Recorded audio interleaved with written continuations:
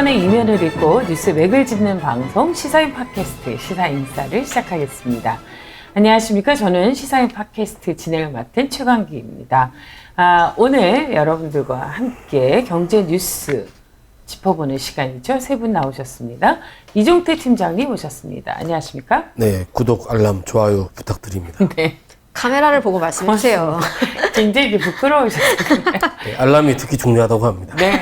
근데 이종태 팀장님의 마음을 아실 테니까 꾹꾹 눌러주시고요. 차영석 팀장님도 함께 해주셨습니다. 네, 이번 여름을 4벌의 상의로. 진짜예요? 난 2벌이었는데. 여러분 구독 좀 많이 해주세요. 팀장님분들 옷 좀 사입게. 유튜브에 녹화하는 걸 봤더니 이 옷과 그 옷 한 4벌의 옷을 번갈아 가면서 계속 입었더라고요. 그래도 네, 제가 이종태 기자보다는 다양한 옷을 입고 나왔어요. 예, 반성하세요 나중에 정말. 이렇게 봤더니 네. 정말 대조적으로 시사인의 패션 리더. 티셔츠 많습니다. 그래도. 알겠습니다. 이게 이게 자랑인가? 네, 그만 좀 하세요. 저 신상 옷 자랑 좀 하게요. 그렇더라 해요. 팟캐스트를 맡아하고 있는 윤한선 에디터도 네, 안녕하세요. 나왔습니다. 네, 신상이에요? 네. 좋네. 옷장을 좀 정리했거든요. 가을 그래요? 옷을 꺼내 그렇습니다. 입었습니다. 자, 이제 본격적으로 경제 뉴스를 짚어보도록 하겠습니다. 참 알뜰하게 사는 분들인데요. 어떤 뉴스를 짚어왔는지. 조선인 굶는데 식민지 근대화라고 물음표. 그런 키워드를 준비해 오셨는데요.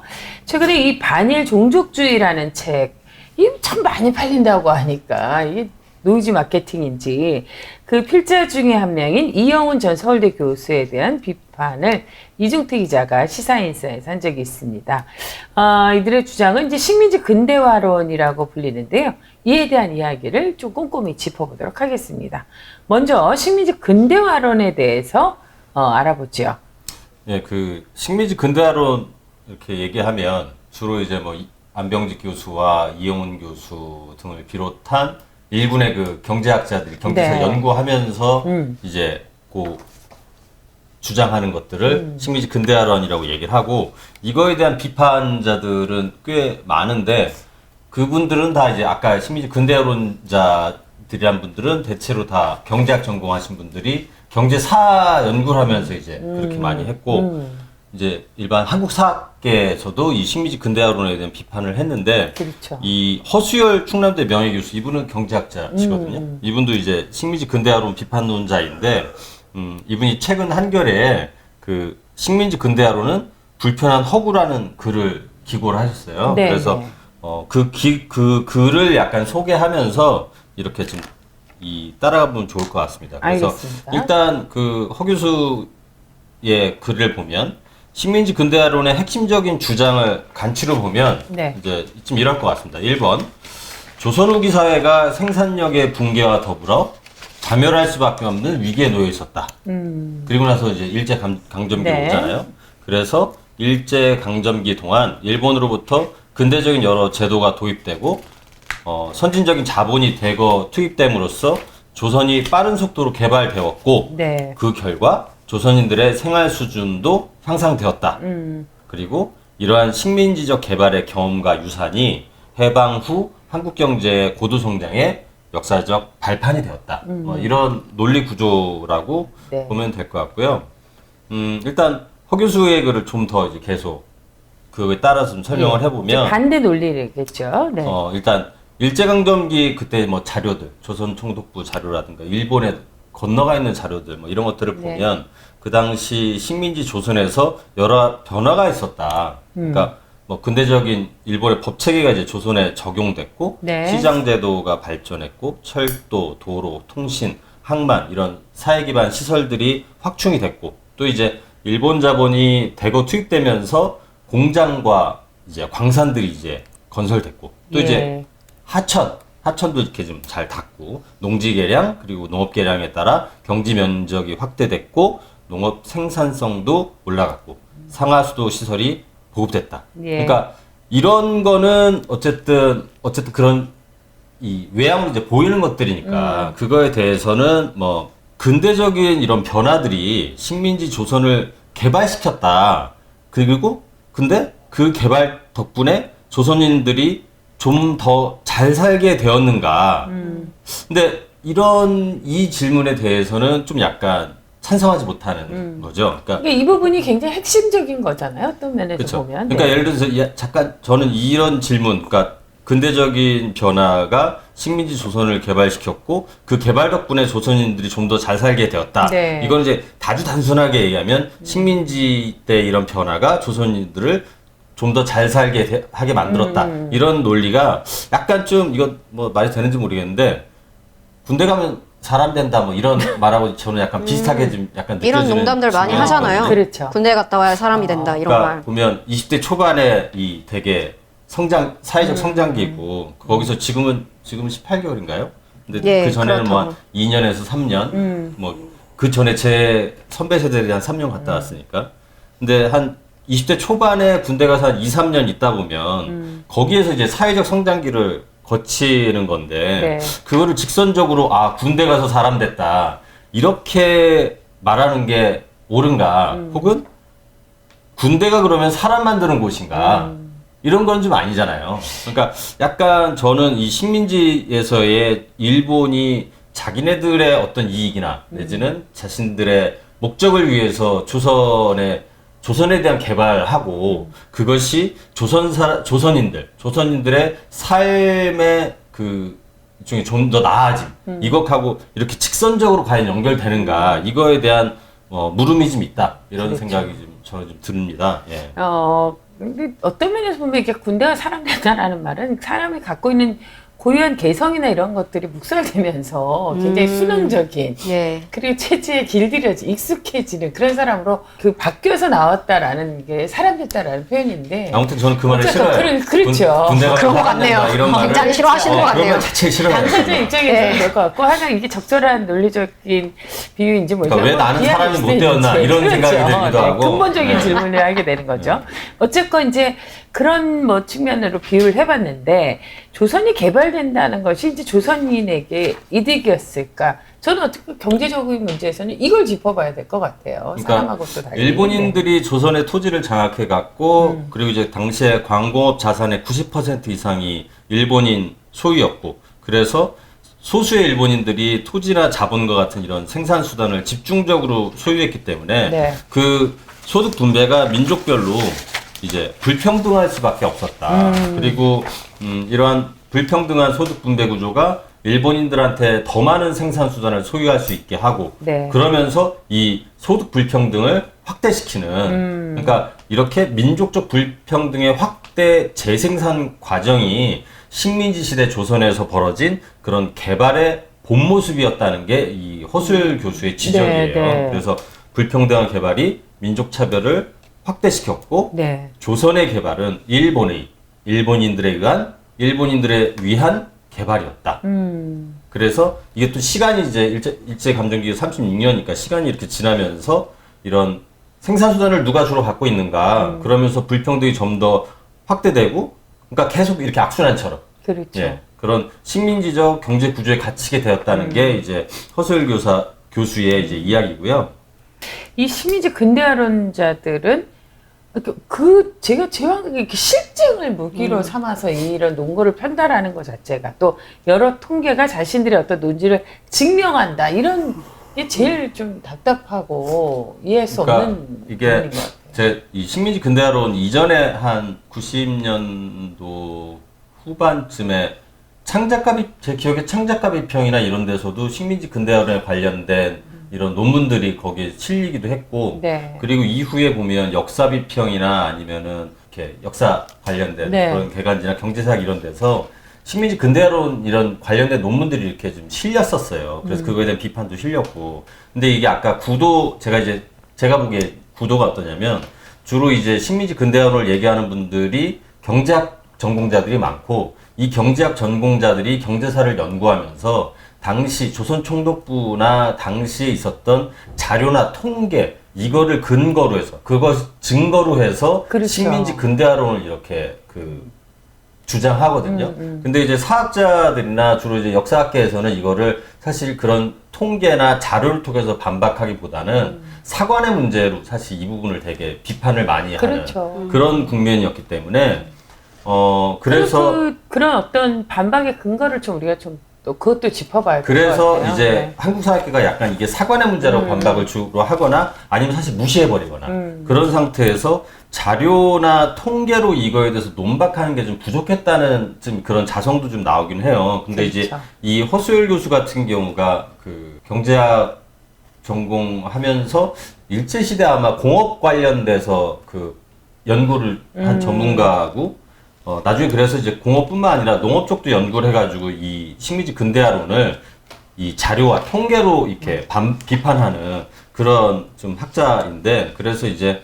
이 한겨레 이번 기고에서도 여러 지표들 중에서 지표 하나를 근거로 해서 이 식민지 근대화론의 주장이 정말 현실에 부합하느냐 네. 그렇게 반박을 했거든요. 그러니까 우리가 보면 저도 그런데 사실 숫자, 통계 이런 거 나오면 네. 굉장히 약하고 어떻게 보면 우리는 가치나 이념 이런 걸로 반박을 하려고 하니까 마치 그 숫자나 통계를 제시하는 분들이 객관적인 근거가 되는 것처럼 예, 그렇죠. 그런 어떤 그 허구에 빠지게 되는 것 같아요. 아주 흥미있는데 그럼 이제 조금 더 저는 숫자 좋아합니다. 그러시겠죠. 그러시겠죠. 그래야 되겠죠. 그러면 이제 어떻게 조목조목 짚어갔나요? 그러니까 식민지 근대화론에서는 일제 강점기 동안 조선에서 이루어진 개발의 결과 조선인의 삶의 질이 높아졌다고 주장을 하고, 네. 뭐 일제 강점기에 조선인들의 키 있죠, 키. 키가 이렇게 커졌다 이런 주장도 여기서 해요. 아, 그러니까 이게 뭐 잘 먹어서 그렇게 그렇죠? 됐다는 건가요? 네, 그렇죠. 네. 그래서 그 반일 종족주의 필자 가운데 한 명인 주익종 낙성대 경제연구소 연구소 그 연구위원에 따르면 일제 강점기 동안 조선인들의 1인당 국내 총 생산 GDP가 60% 이상 증가했고 1인당 소비도 크게 증가했다. 이제 그건 이제 그 본인들의 이 낙성대 경제연구소에서 그 원래 GDP가 한국은행에서 통계를 잡는데 네.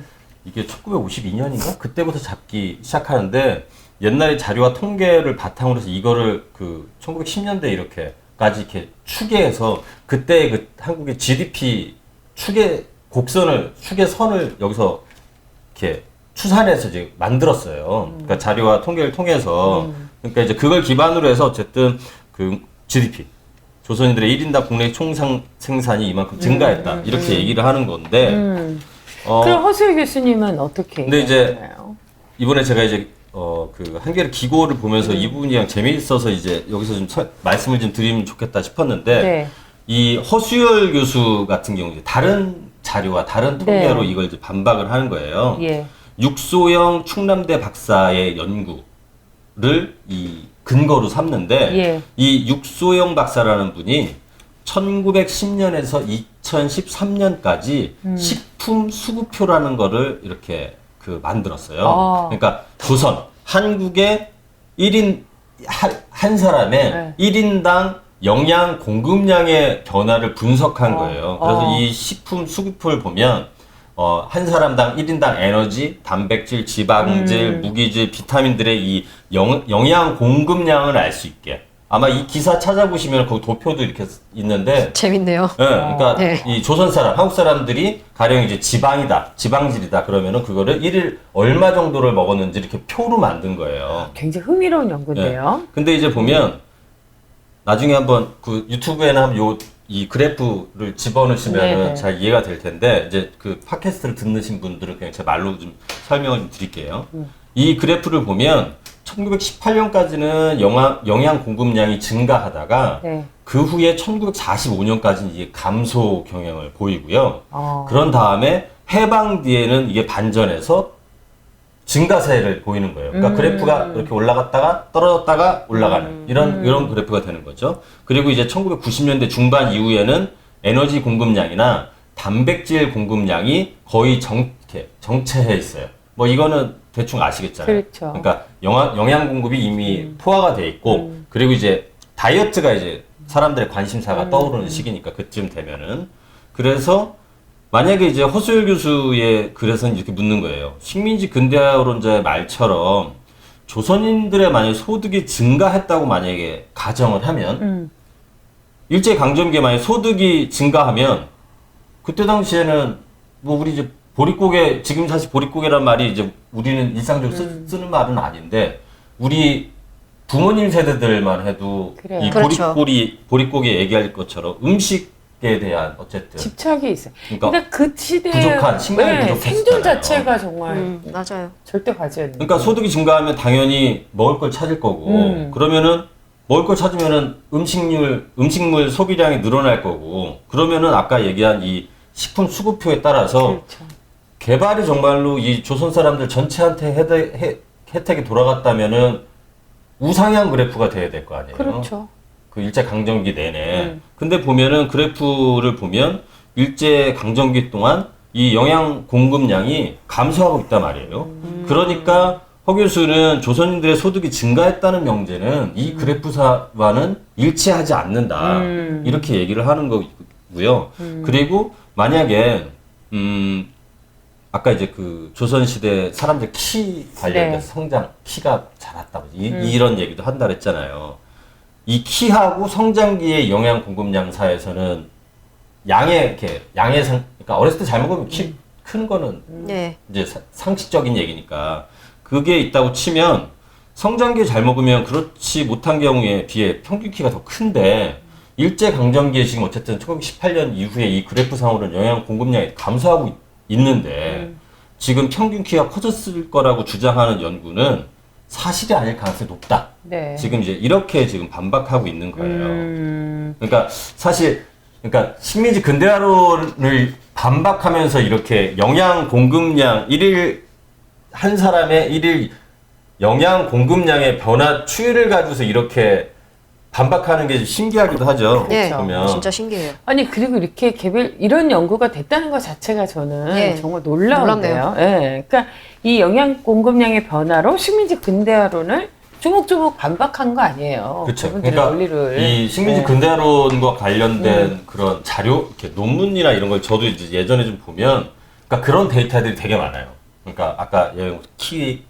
키가 그 식민지 기간 동안 성장했으니까 그게 이제 조선인들의 삶에 개선됐다 이제 그런 근거로 삼는 건데, 근데 이제 그래서 이제 그런 거에 대한 비판이나 이런 게 이제 사학계에서 나오는 이제 그런 거 중에 조선총독부에서 낸 통계가 조선 사람들의 과연 삶을 그대로 정확하게 반영하고 있는가. 그래서 그 통계의 정확성 문제를 이제 비판하기도 하고, 그러니까 마찬가지로 그러니까 실증에는 어떤 또 다른 실증으로 이제 반박을 하는 건데, 그래서 이번 허수열 교수의 그 기고문에서는 저는 일종의 영양 그래프라고 하죠. 영양 그래프로 그거를 반박하는 게 되게 좀 일단 좀 흥미로웠고, 그리고 일단은 식민지 근대화론이 아까 얘기한 것처럼 그 조선이 근대화하고 경제 발전하는데 기여했다는 거고, 그리고 그렇지만 뭐 그렇다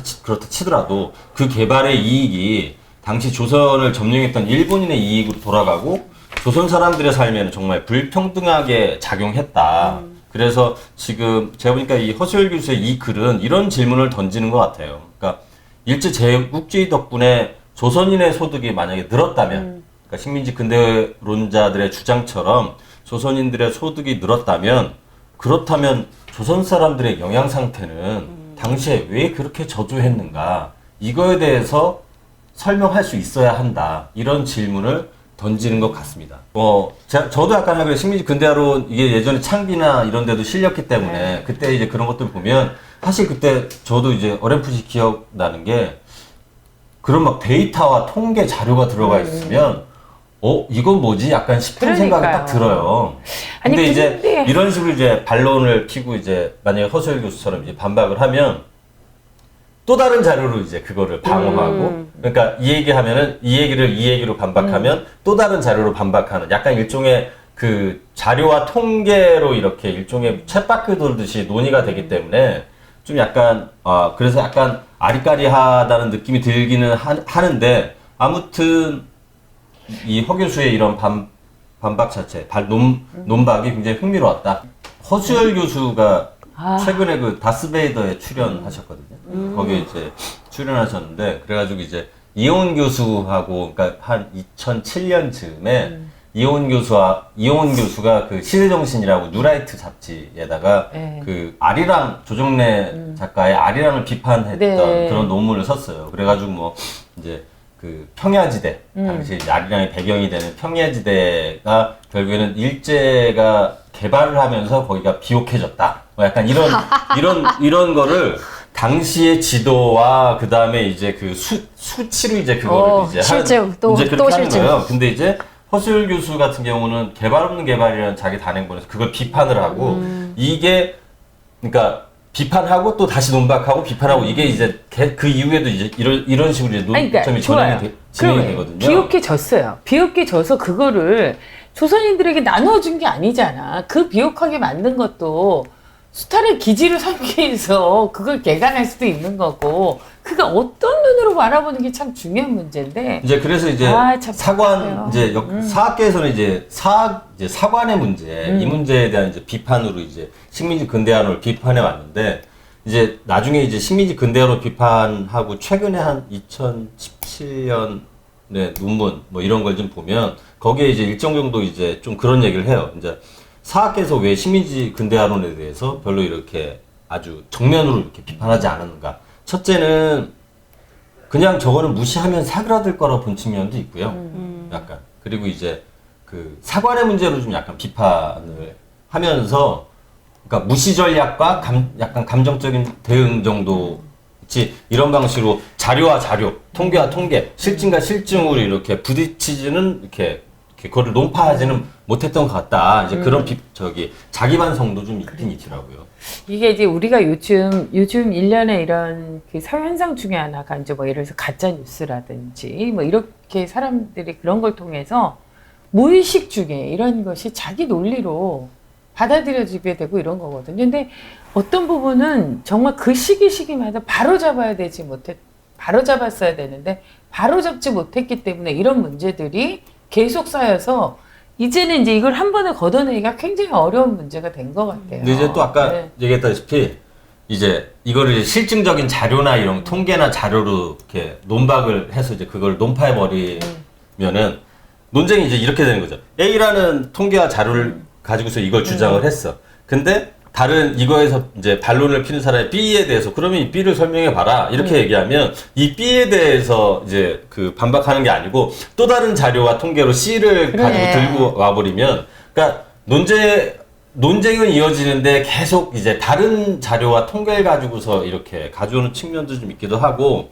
또 제가 이제 최근에 어느 그냥 지인 좀 만났더니 그래서 이 얘기를 잠깐 했더니 이제 연구자들이 왜 지금 이게 그렇게 논쟁이 별로 안 됐나 보면, 이거는 이종택 기자한테도 여쭤보고 싶은데 대학에서 경제사를 전공하는 분들이 그렇게 많지가 않다며요. 아, 그렇죠. 네, 경제사를 전공하는 분들이 많지 않은 상태에서 안병직 교수와 이용훈 교수를 비롯한 이 일군의 경제사를 연구하는 분들이 주로 이제 이 식민지 근대화론 관련된 연구를 하고, 나머지 이제 경제사를 이렇게 연구하는 분들이 별로 없는 거예요. 그러니까 약간 이 부분에 대해서 논쟁이 약간 좀 덜 된 측면도 있기도 하고, 또 하나는 아까 얘기한 것처럼 사학계에서는 이를 무시하거나 아니면 이제 사관의 문제를 문제로. 비판해서 그렇죠. 그러니까 계속 그러면서 일종의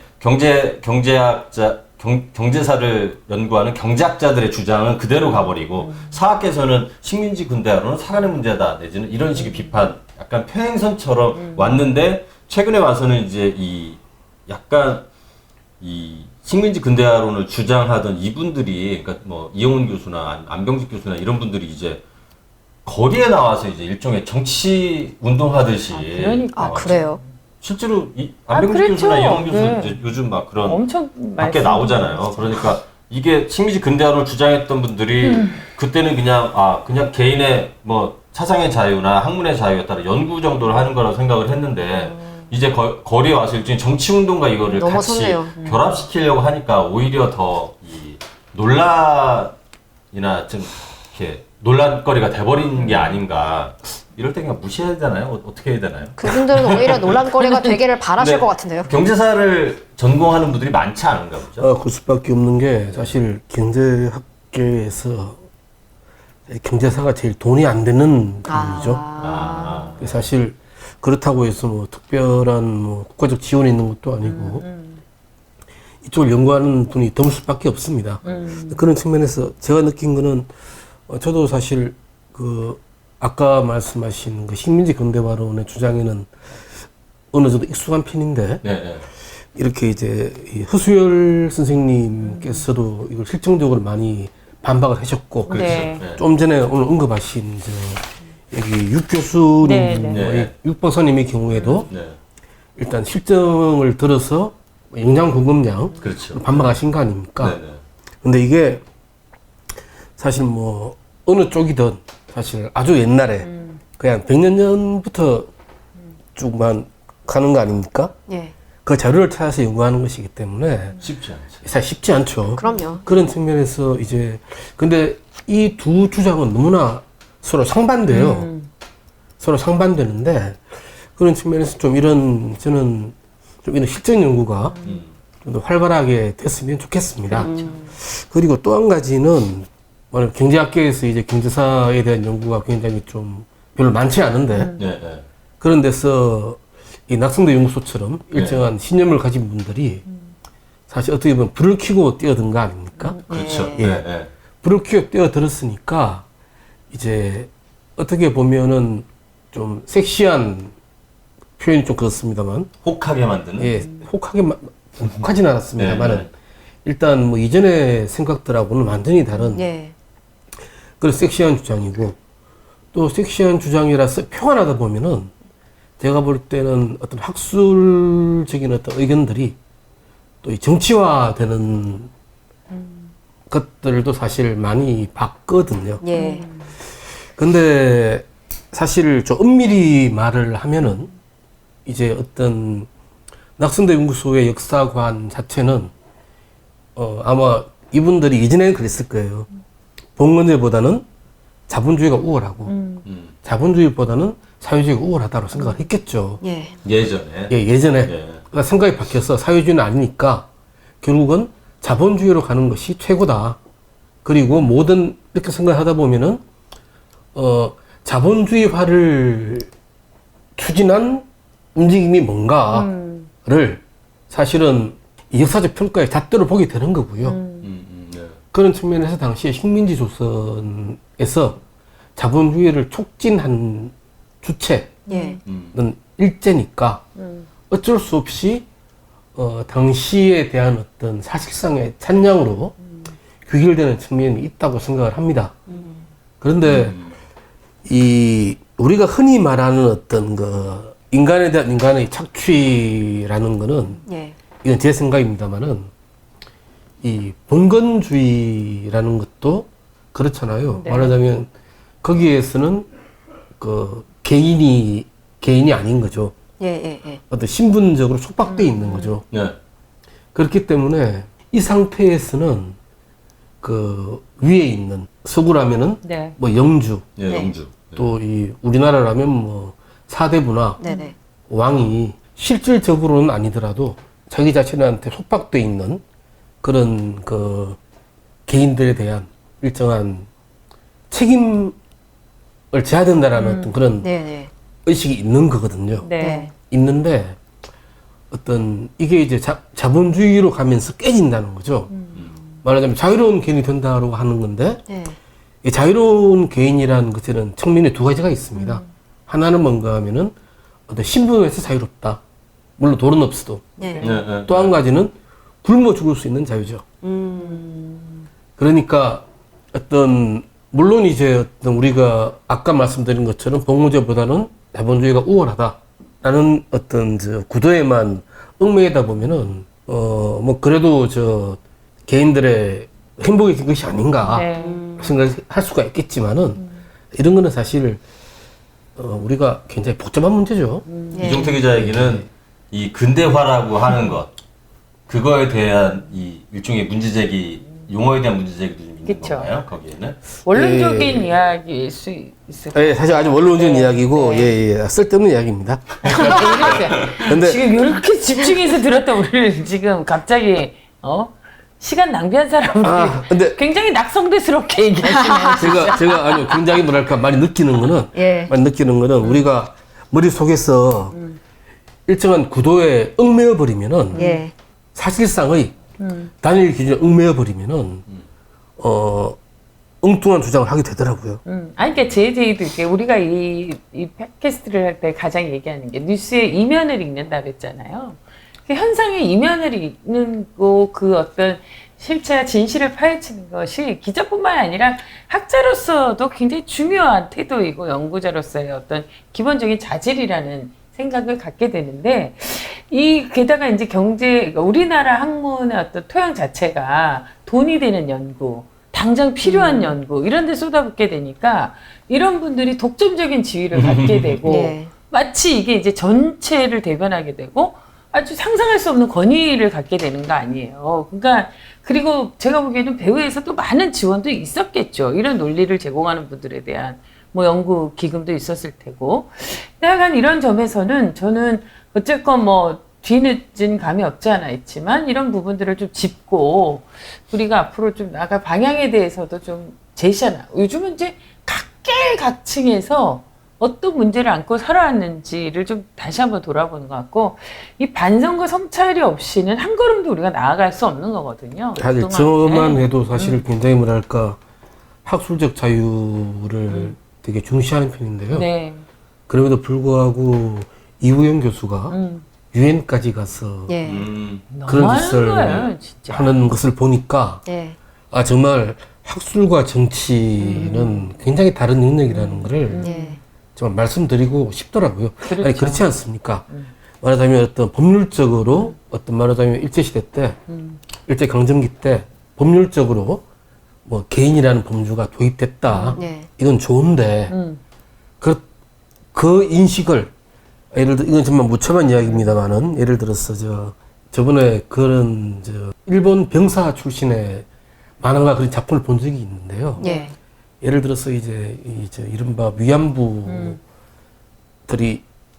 작은 방에 있지 않습니까? 네. 예. 그럼 그 앞에 뭐 몇십 명의 그렇죠. 일본 병사들이 네네. 줄을 서서 예. 자기 차례를 기다리는 그런 어떤 현실이라는 게 있었는데 예.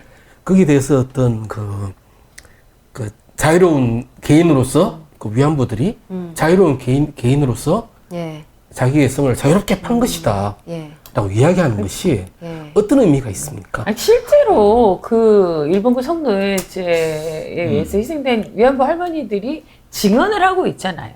수십 년이 지나도 몸의 기억으로 이렇게 이야기를 하고 있는데 그게 그렇게 학자들이 양심을 버리면서까지 그렇게 단언할 수 있다라는 게 저는 정말 이해할 수가 없는 거고. 제가 볼 때 분명한 것은 그게 자기네들 옳은 말을 하고 있다고 얘기해요. 생존자들의 예. 증언을 예. 그렇게 무시하는 것이 학술적으로 올바른가?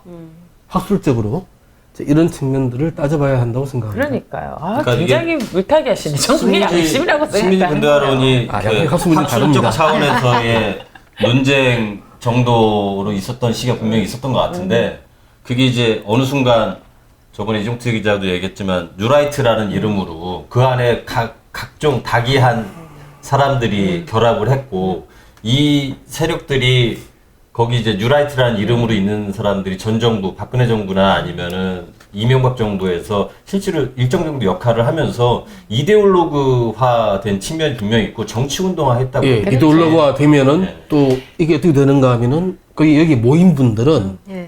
자기들 집단 고유의 정치적 이유를 가지게 됩니다. 예. 그렇죠. 예. 일단 오늘은 여기까지 아무튼, 짚시다. 네, 그렇습니다. 아, 자꾸 네, 저 이야기하면 열받네요. 이 허수열 교수의 글은 네. 그 한겨레 실린 귀국글인데 제목이 제가 한번 다시 불러드릴 때 한번 읽어보세요. 재밌어요. 네. 이거 아닌가요? 네. 네. 식민지 근대화로는 불편한 허국. 네. 이런 책 저희 기구 글이니까 한번 읽어보시면 안에 전 재밌게 읽었습니다. 네.